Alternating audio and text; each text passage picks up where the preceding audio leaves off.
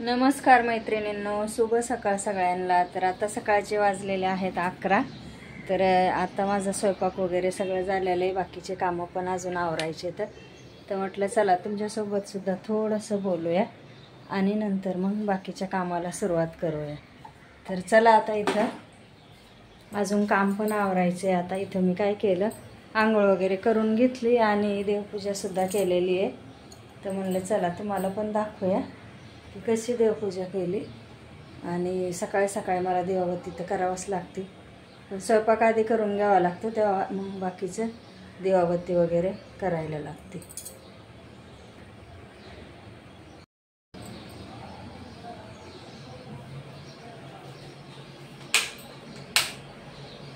तर आता इथे छानपैकी दिवा बिवा लावून झालेला आहे, सगळे कामं पण अजून बाकी आहेत करायचे। म्हणजे चला आधी तुम्हाला थोडंसं सकाळी सकाळी दाखवा। इथं तेलाचा डबा आहे ना, जुना होता तो खाली झाला आहे, तो आता द्यायचा आहे मला भंगारवाल्याला। इथं थोडासा कचरा आहे आणि भांडे घासायचे पडलेले आहेत। तर आता इथे आहे ना कपडे पण सुकायला टाकले। तर कपडे एकदा मस्त सुकले ना तर मग काय टेन्शन नाही। आणि आज एकदम भारी असं ऊन पडलेलं आहे, छान ऊन पडलं। अजून सोफा बाहेरच पडला आहे, तो पण आम्हाला आतमध्ये घ्यायचा आहे, पण आता मला ते उचली लागायला कोण नाही, त्याच्यामुळे मी बाहेरच ठेवला आहे। संध्याकाळी आले ना मग नंतर घेईन। तर आता पहा तुम्हाला छानपैकी इथे आहे ना कढीपत्त्याचं झाड दाखवते। तर हे पहा कढीपत्ता, तुळस पण एकदम भारी आलेली आहे आणि हे आहे सदाफुलीचं गुलाब पण आहे। परत हे नागिनीचा वेल आहे। तर हे नागिनीच्या वेलाचे सगळे पानं आम्ही ना तोडले, कारण गणपतीला पाहिजे होते ना तेव्हा सुपारी वगैरे ठेवायला। तर मग आम्ही काय विकत आणले नाही, तर तेच तोडून आम्ही देवबाप्पाला ठेवायचे। आणि हा आहे पैशाचं झाड। तर म्हणताल पैशाचं काय झाड आहे, तर पैशाचं झाड म्हणजे मनी प्लॅन्ट आहे हा। तर छानपैकी असं हा पण 2 येतं, तो पण मस्त चालला आहे वरती, हे भारी असं चालला आहे इथून तर इथपर्यंत।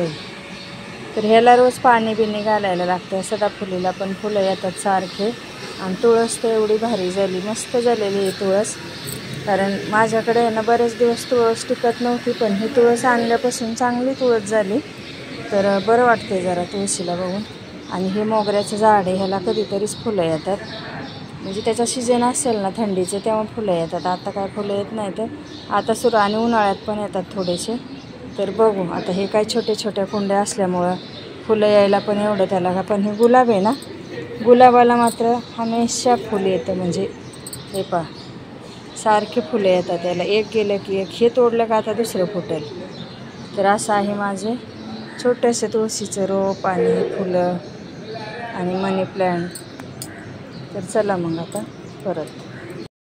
तर चला आता इथं आहे ना संध्याकाळचे 6 वाजलेले आहेत। तर आम्ही 2 दिवस झाले चहाच बनवला नव्हता, तर म्हटलं चला थोडासा चहा पण बनवूया आणि पिऊया। तर इथं मी छानपैकी चहा बनवलेला आहे आणि तो आम्ही दोघी मिळून घेत आहोत, कारण मुलं काही चहा पित नाहीत, त्याच्यामुळे आम्ही दोघीच चहा घेणार आहोत। तर असा इथं आमचा संध्याकाळचा चहा पाणी चाललेला आहे। तर तुम्ही सुद्धा या चहा प्यायला। तर म्हटलं चला आता थोडंसं खाली बसून चहा पिऊया निवांत, मग स्वयंपाकाला लागायला। तर आता इथं लाईट एकीकडची चालू होती, एकीकडची बंद होती, त्याच्यामुळे थोडासा अंधार दिसतोय।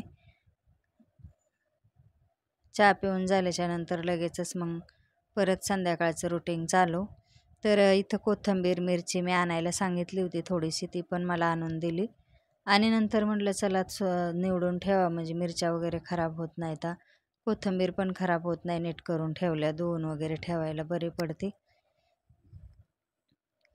तर आता इथं संध्याकाळी मला बनवायचा होता मसाले भात, त्याच्यासाठी मला मिरची पण नव्हती कोथिंबीर पण नव्हती, मग मी खाली जाऊन आणायला सांगितले। तर 20 रुपयाची मिरची कोथिंबीर एवढीशी दिली, इथं एवढं महाग देतात ना, त्याच्यामुळे मी नेरूळवरून जाऊन आणते।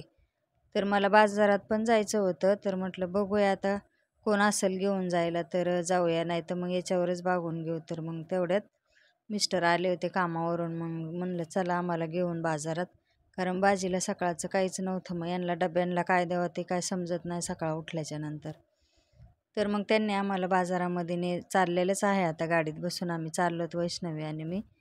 तर तिचं पण काम चालू होतं, पण 6 वाजता तिला पण सुट्टी होती, तर मग आम्ही दोघीजणी चाललेलो आहोत। म्हणलं आल्यावर करूया स्वयंपाक, थोडासा मसाले भातच करायचा होता, तर किती वेळ लागतोय. तांदूळ वगैरे मी काढून ठेवले होते, मिरच्या बिरच्या सगळं काढून ठेवलं होतं. मग आम्ही गेलोत बाजारामध्ये. तर इकडे आम्ही चाललेलोच आहोत. तर हे आहे ना महानगरपालिकेचं बेलापूरचं हेड ऑफिस आहे.